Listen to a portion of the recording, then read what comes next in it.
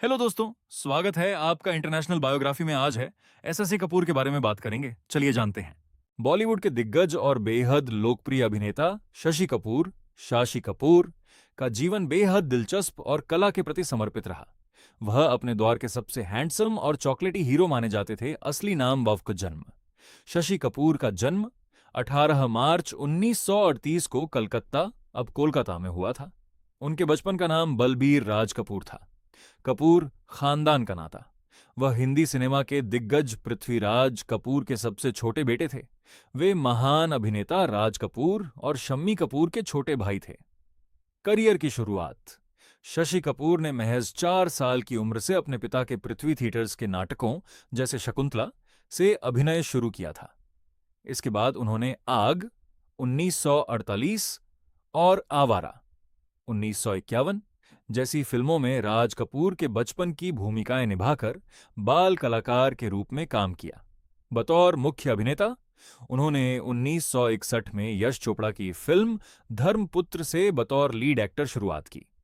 इसके बाद उन्होंने वक्त, जब जब फूल खिले, दीवार, सत्यम शिवम सुंदरम, नमक हलाल, सुहाग और शान जैसी कई ब्लॉकबस्टर फिल्में दी।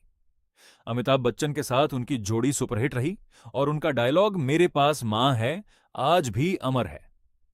पृथ्वी थिएटर में काम करने के दौरान शशि कपूर की मुलाकात भारत आई एक ब्रिटिश थिएटर कंपनी के मालिक की बेटी जेनिफर कैंडल से हुई।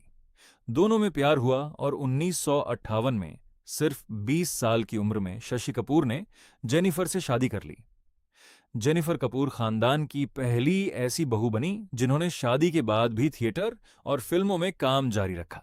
उनके 3 बच्चे हैं, कुणाल, करण और संजना कपूर। शशि कपूर के जीवन में सबसे बड़ा मोड़ और डाउनफॉल तब आया जब उन्होंने व्यावसायिक फिल्मों से हटकर कुछ अलग करने की सोची।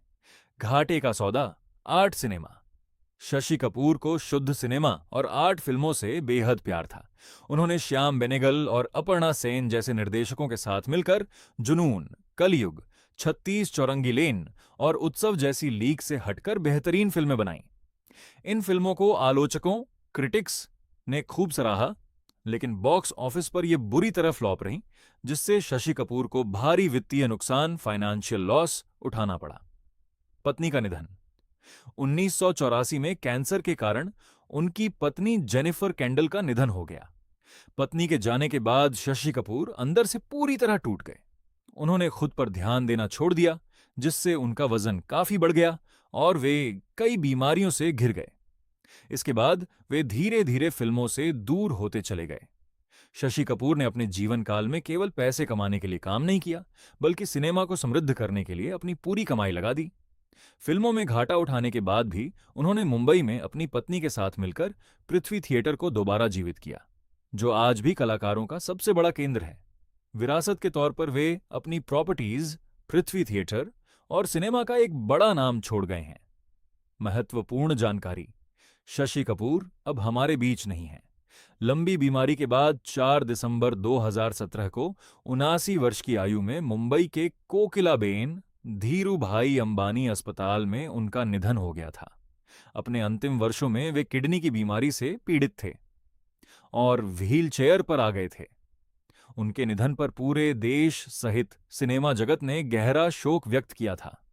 उनके सिनेमा में योगदान के लिए भारत सरकार ने उन्हें पद्म भूषण 2011 और भारतीय सिनेमा के सबसे बड़े सम्मान दादा साहेब फाल्के पुरस्कार 2015 से नवाजा था।